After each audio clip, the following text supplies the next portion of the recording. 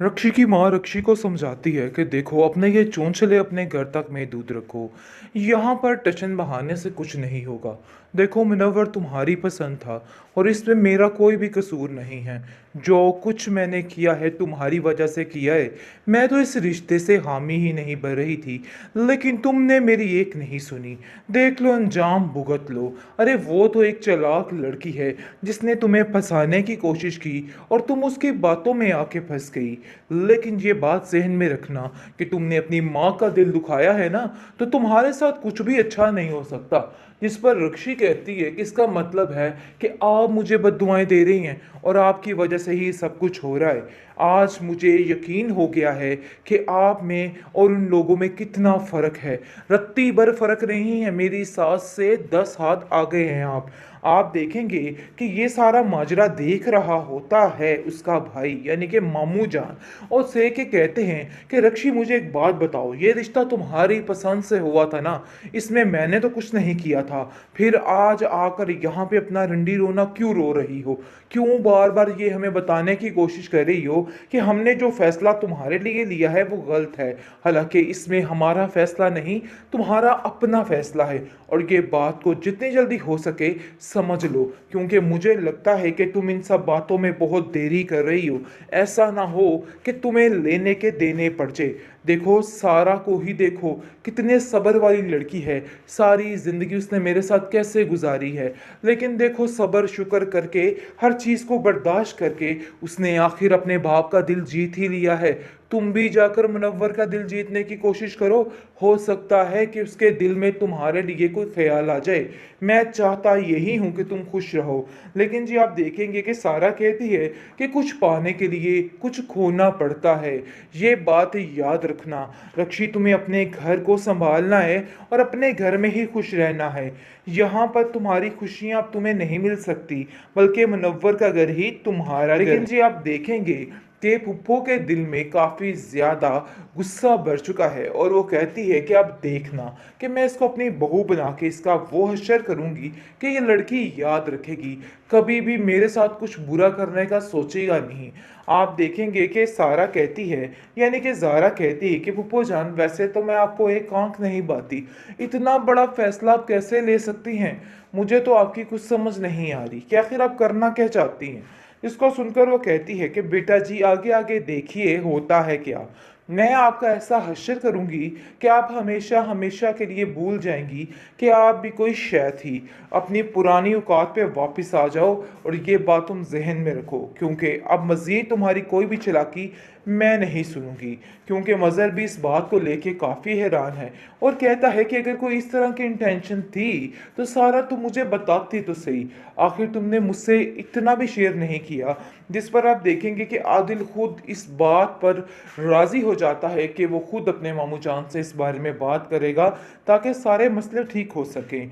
लेकिन उसकी माँ जो है सारा की, वो उसको मना करती है और कहती है कि मैं खुद वक्त और मौके को देख के बात करूँगी, तुम फिलहाल ऐसी कोई बात नहीं करोगे, क्योंकि अगर ऐसी कोई बात हुई तो सारी बात सारा पे आ जाएगी। तुम तो आसानी से निकल जाओगे क्योंकि तुम्हारी माँ तो बिल्कुल अंदर नहीं आने देगी तुम्हें, लेकिन मेरी बेटी बुरे तरीके से फंस जाएगी। इसलिए मैं ऐसा वैसा कुछ भी नहीं चाहती हूँ। मैं चाहती हूँ कि बस ये बात जो मैं करना चाह रही हूँ तुम भी ध्यान और गौर से सुन लो। अब मज़ीद ऐसा कुछ नहीं होगा। मैं उसको इस हाल में नहीं देख सकती हूँ। अब मैं सिर्फ और सिर्फ उसकी खुशियाँ देखना चाहती हूँ। रक्षी मैडम को आहिस्ता आहिस्ता अंदाज़ा हो रहा है कि आखिर वो किस बड़ी मुश्किल में फंस गई है, किस तरीके से बेचारी हर तरफ से हलकान हो रही है, लेकिन किसी को कुछ कह नहीं सकती क्योंकि वो जानती है कि जो कुछ भी हुआ है उसकी मर्जी के मुताबिक और किसी को कहना कुछ भी नहीं बनता है। वो अपनी माँ से कहती है कि मुझे तो समझ नहीं आ रही कि आखिर ये लोग किस किस्म के हैं। इस पर उसकी माँ कहती है कि देखो कुछ भी बोलने की ज़रूरत नहीं है। उन लोगों ने तुम्हारा इतना तमाशा बनाना है कि तुम सोच नहीं सकती। तुम नहीं जानती हो उस लड़की को सारा के वो क्या से क्या कर सकती है। जिस पर वो अपनी माँ से कहती है कि वो अच्छे बुरे वक्त में मेरा साथ ज़रूर देगी। जानती हूँ कि माजी में कुछ तलखियाँ रही हैं, लेकिन मुझे इतना यकीन है कि वो मेरा अभी भी साथ देने को तैयार हो जाएगी। पता नहीं क्यों आप उसके बारे में इतने गलत गलत ख्वामो खुमान क्यों पाल लेती हैं। लेकिन जी आप देखेंगे कि अब मज़र की मोहब्बत जाग रही है अपनी बेटी के लिए और वो कहता है कि तुम फ़िक्र मत करना, मैं अब सब कुछ सँभाल लूँगा। ऐसा लगता है कि इतना वक़्त मैंने इतनी बड़ी गलतफ़हमियों में गुज़ार दिया और आप सबसे दूर रहा। लेकिन जी आप देखेंगे कि मज़र को अब समझ आ रही है और हर बात का दो टोक जवाब उसके पास हाज़िर होता है और वो कहता है कि ख़बरदार किसी ने कोई भी ऐसी बात की, मैं साफ-साफ बता रहा हूँ कि मेरी बीवी और बेटी के बारे में कोई भी कुछ ना कहे। मैं किसी की बात को बर्दाश्त नहीं कर सकता हूँ। आप देखेंगे कि किस कदर सारा परेशान हो जाती है जब वो अपनी माँ को इस हाल में देखती है कि वो उधर अकेली है। आखिर उसकी माँ का फ्यूचर क्या होने वाला है? क्या वो इधर आके रह सकती है? अगर वो इधर आ गई तो इस औरत के साथ नाइंसाफ़ी हो जाएगी। उसको कुछ समझ नहीं आ रही कि इन हालात को किस तरीके से हैंडल करेगी। दूसरी तरफ आप देखेंगे कि बहुत सी पेचीदगियाँ बेचारी सारा में आती जा रही हैं और वो परेशान है इस बात से कि आखिर ये क्या हो गया।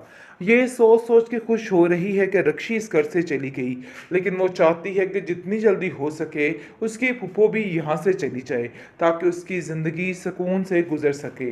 लेकिन जी आप देखेंगे कि फूफो के दिल में काफ़ी ज़्यादा गुस्सा भर चुका है और वो कहती है कि अब देखना कि मैं इसको अपनी बहू बना के इसका वो हश्र करूँगी कि ये लड़की याद रखेगी, कभी भी मेरे साथ कुछ बुरा करने का सोचेगा नहीं।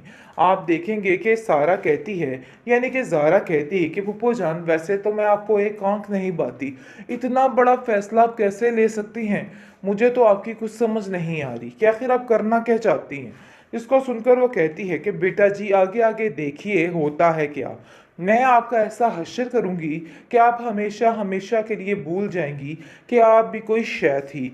अपनी पुरानी औकात पे वापस आ जाओ और ये बात तुम ज़हन में रखो क्योंकि अब मज़ीद तुम्हारी कोई भी चालाकी मैं नहीं सुनूँगी। क्योंकि मज़हर भी इस बात को लेके काफ़ी हैरान है और कहता है कि अगर कोई इस तरह की इंटेंशन थी तो सारा तुम मुझे बताती तो सही। आखिर तुमने मुझसे इतना भी शेयर नहीं किया। जिस पर आप देखेंगे कि आदिल खुद इस बात पर राज़ी हो जाता है कि वो खुद अपने मामू जान से इस बारे में बात करेगा ताकि सारे मसले ठीक हो सकें। लेकिन उसकी माँ जो है सारा की वो उसको मना करती है और कहती है कि मैं खुद वक्त और मौके को देख के बात करूँगी। तुम फ़िलहाल ऐसी कोई बात नहीं करोगे। क्योंकि अगर ऐसी कोई बात हुई तो सारी बात सारा पे आ जाएगी। तुम तो आसानी से निकल जाओगे क्योंकि तुम्हारी माँ तो बिल्कुल अंदर नहीं आने देगी तुम्हें। लेकिन मेरी बेटी बुरे तरीके से फँस जाएगी। इसलिए मैं ऐसा-वैसा कुछ भी नहीं चाहती हूँ। मैं चाहती हूँ कि बस ये बात जो मैं करना चाह रही हूँ तुम भी ध्यान और गौर से सुन लो। अब मज़ीद ऐसा कुछ नहीं होगा। मैं उसको इस हाल में नहीं देख सकती हूँ। अब मैं सिर्फ़ और सिर्फ़ उसकी खुशियाँ देखना चाहती हूँ।